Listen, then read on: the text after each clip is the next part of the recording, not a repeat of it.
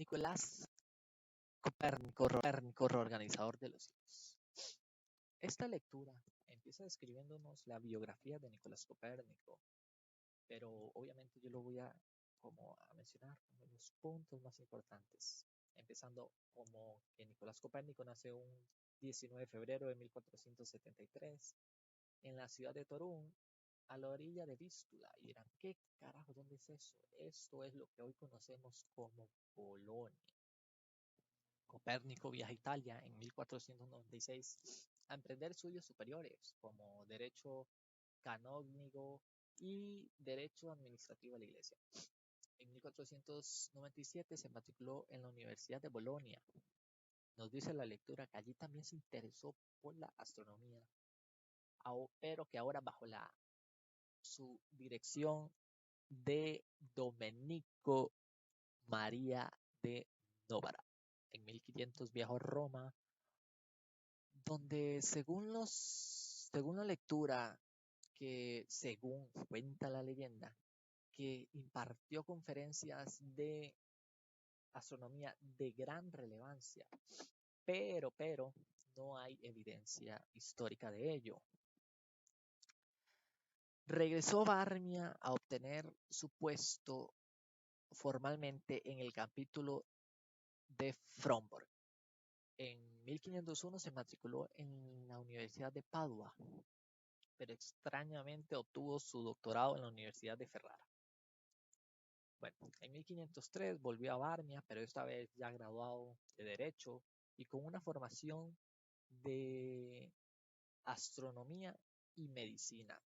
Desde su regreso hasta 1510 fue secretario de su tío Lucas Weisselroth.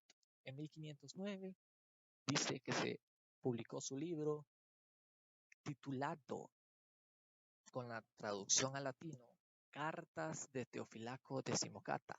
Este libro se dice que fue dedicado a su protector Lucas. Nos dice también que en 1509, según las últimas investigaciones, Copérnico redactó el Commentariolus.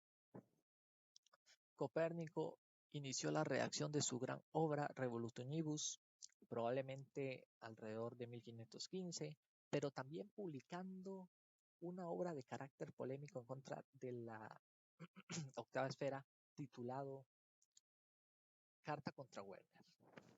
Aparte de eso, también tiró otro, que ese es en contra de la inflación y la moneda, pero este se titula De Monetae. En el transcurso de años publicó libros como el que es titulado Revolutionibus Orbivium Collection. Se enfermó en 1547 y dice en la lectura que murió un 24 de mayo de ese mismo año. Bueno, ya dicha su biografía, procedemos a la astronomía de Copérnico. Hasta rimó. Copérnico ofreció una razón fundamental para justificar su propuesta a una nueva astronomía. Dice que se debía respetar el principio de regularidad o regla del movimiento absoluto. ¿Y qué significa esto? Bueno, en la lectura se dice que establece la prioridad de la circularidad y la uniformidad de las explicaciones astronómicas. Según la lectura, nos dice que él reconoció que los distintos sistemas astronómicos han intentado ser fieles a dichos principios, pero al mismo tiempo denuncia como inaceptable su separación en dos subprincipios, que uno que mantenga la circularidad mediante la combinación de diversos círculos y otro que mantenga la velocidad de movimiento uniforme mediante otros artificios geométricos. La división del principio de regularidad y el empleo de explicaciones independientes para la dimensión circular y de la velocidad uniforme del fenómeno planetario Fue lo que motivó a Copérnico a plantear un heliocentrismo. Y dirán, ¿qué es diantres es un heliocentrismo? Yo me puse a investigar y se dice que era una teoría científica que consideraba el Sol como centro alrededor del universo. Bueno, que el Sol giraba alrededor del universo. Bueno, eso inspiró a Copérnico, el heliocentrismo, que haya un heliocentrismo que mantenga la circularidad y la uniformidad de los movimientos planetarios con respecto al centro. Lo que más perturbaba a Copérnico y lo llevaba a calificar a este tipo de astronomía como no suficiente y absoluta y agradable al espíritu. Esto que acabo de decir, como no suficiente y absoluta y agradable al espíritu, lo dijo Copérnico en el comentario. Okay. Fue el uso cuántico como artificio geométrico y pieza clave en la explicación tolemaica de la uniformidad del movimiento planetario. Es importante, dice la lectura, es importante resaltar el rechazo de la astronomía tradicional no es un problema de adecuación de la teoría. Copérnico reconoce que la astronomía de Ptolomeo concuerda con los datos numéricos y con su nuevo sistema. Copérnico asume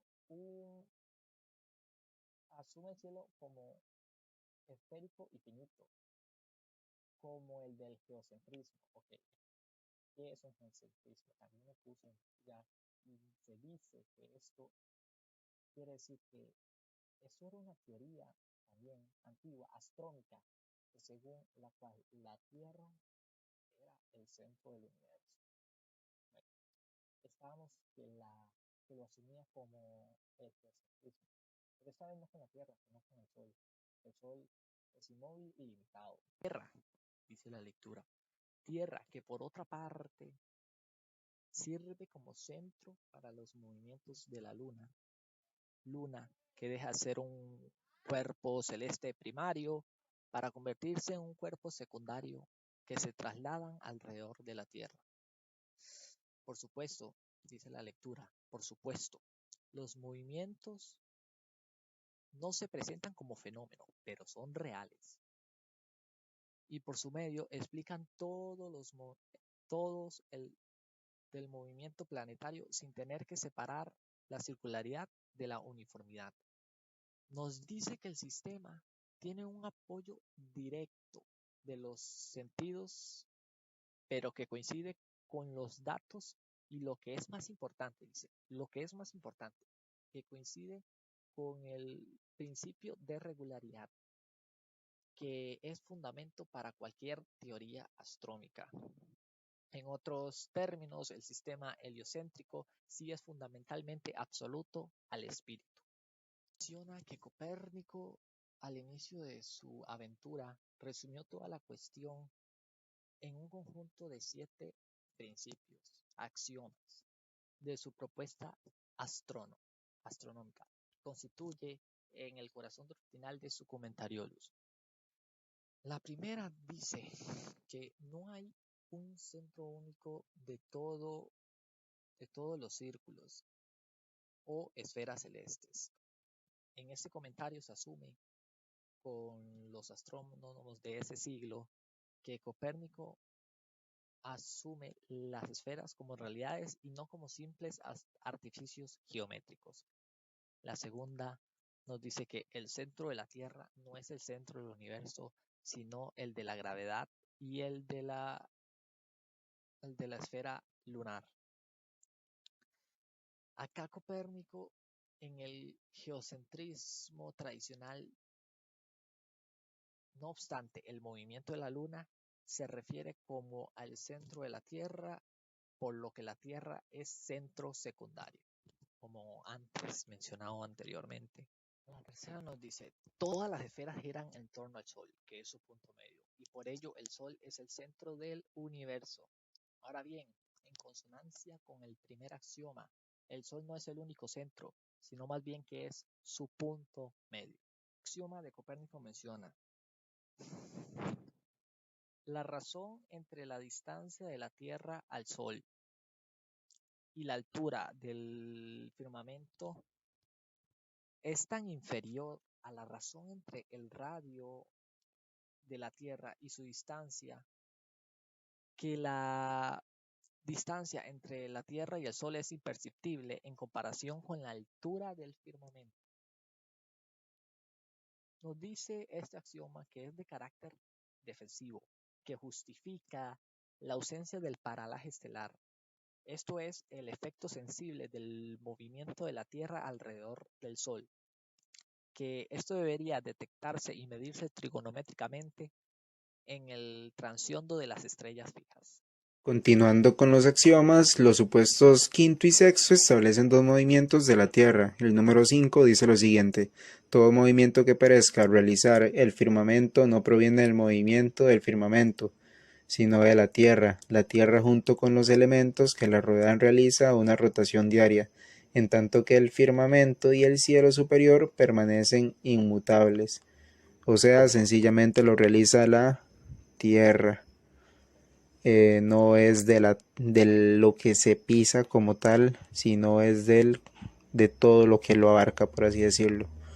Luego el número 6 dice que lo que se nos aparecen como movimientos del Sol no son motivados por su movimiento, sino por el de la Tierra y el de nuestra esfera con la que giramos en torno al Sol como cualquier otro planeta. La Tierra tiene por ello más de un movimiento. Esto sencillamente lo que nos dice es que la Tierra gira en torno al Sol. No es que el Sol gira en torno a la Tierra, ya que se tenían ciertas especulaciones a raíz de que lo que realmente pasara es que el Sol girara en torno a la Tierra, más que todo porque eso es lo que uno ve cuando se hacen, por ejemplo, cuando el Sol sale y cuando el Sol se oculta. Uno llega a la deducción de que realmente lo que se mueve es el Sol, pero no, lo que se mueve es la Tierra en torno al Sol. Además, desde la perspectiva cosmológica de Copérnico, nos comenta que los elementos que rodean a la Tierra la siguen en su rotación. Por ejemplo, en este caso, también se comenta que la Luna sigue la rotación de la Tierra, ya que este no sería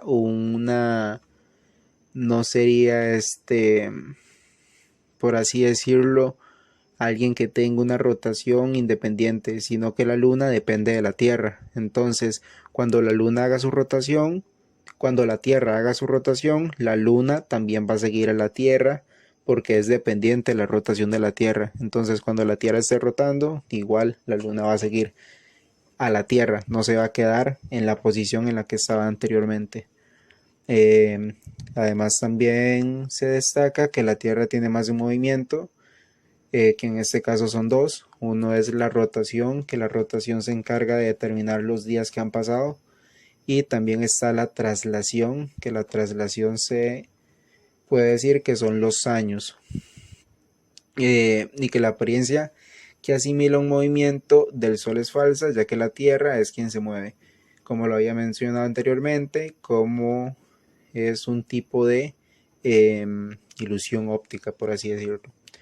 Luego, la número 7 nos habla sobre cómo el intento de observar otros planetas es inútil, ya que los intentos de analizarlos terminan convirtiéndose en ilusiones ópticas, por el hecho de que ambos planetas giran en torno al Sol y además se encontrarían ubicados en distintas orbes, dando como resultado que el intento realizado sea un fracaso. Esto sencillamente es que al uno estar intentando observar otro planeta, pero como ambos están girando en la misma, por así decirlo, sintonía o en la misma línea, bueno, en la misma línea no, porque eso sería en la misma orbe, pero en este caso lo que nos está planteando es que sean en distintas orbes.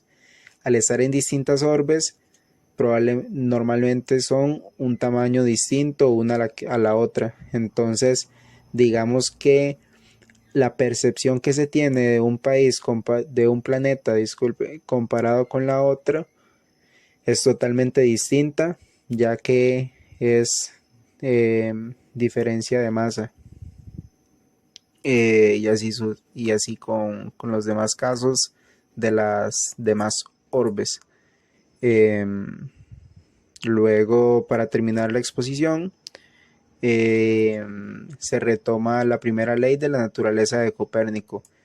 Esta ley se establece como según a lo que volvía a esto de los orbes, es que en este caso lo que nos dice la primera ley de la naturaleza de Copérnico es que dependiendo de qué tanto tiempo, de qué tan lejos esté, de qué tan lejos esté ubicado el planeta según la orbe, va a tardar más tiempo en dar toda la vuelta.